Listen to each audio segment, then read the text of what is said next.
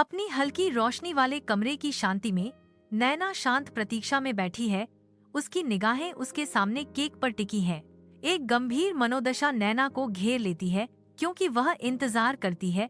आशा और अनिश्चितता उसके भीतर युद्ध कर रहे हैं। एक फुसफुसाहट में जो लालसा से भरी थी, नैना फुसफुसाती है, वह आएगा, वह भूलेगा नहीं। कमरा अपनी सांस रोक लेता है। नैना जिस आगमन का इतनी बेसब्री से इंतजार कर रही है। अर्जुन का ध्यान पूरी तरह से श्वेता पर केंद्रित होने के कारण बार में प्रकाश और हंसी फूट पड़ती है, जो उनके झिलमिलाते बुलबुले के बाहर की दुनिया से बेखबर है। श्वेता अर्जुन को एक चमकदार मुस्कान से मोहित करती है। उसकी हंसी धड़कते संगीत के ऊपर गूंजती है। अर्जुन और श्वेता कहानियां साझा करते हैं। पेय पदार्थ स्वतंत्र रूप से बहते हैं।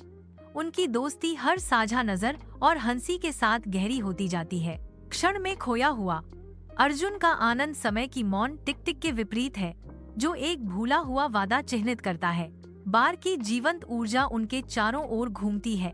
प्रकाश और ध्वनि का एक बहुरूप दर्शक जो सब कुछ ग्रहण करता है। अपनी दुनिया में अर्जुन और श्वेता रात में आनंद लेते हैं, कहीं और बढ़ रही छायाओं से अनजान।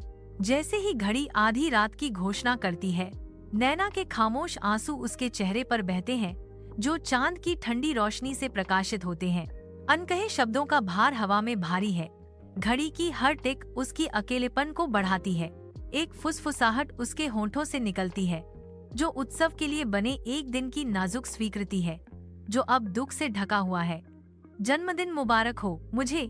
जैसे जैसे नैना अपने अकेले जन्मदिन को गले लगाती है, वैसे वैसे परछाइयां लंबी होती जाती हैं, जो नैना के दिल के अंदर बढ़ते अंधेरे को दर्शाती हैं। सिद्धार्थ नैना के कमरे में प्रवेश करता है।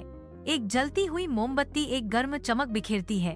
वह आता है, एक गर्म मुस्कान उसके चेहरे को रोशन करती है। नैना ऊपर देखती है। उसकी आंखें आश्चर्य से फैल जाती हैं। कृतज्ञता की लहर उस पर छा जाती है। सिद्धार्थ की आवाज नरम लेकिन दृढ़ है। किसी को भी अपने जन्मदिन पर रोना नहीं चाहिए। उस रात नैना समझती है, जो वास्तव में परवाह करता है, वह सबसे छोटी बातों को याद रखता है।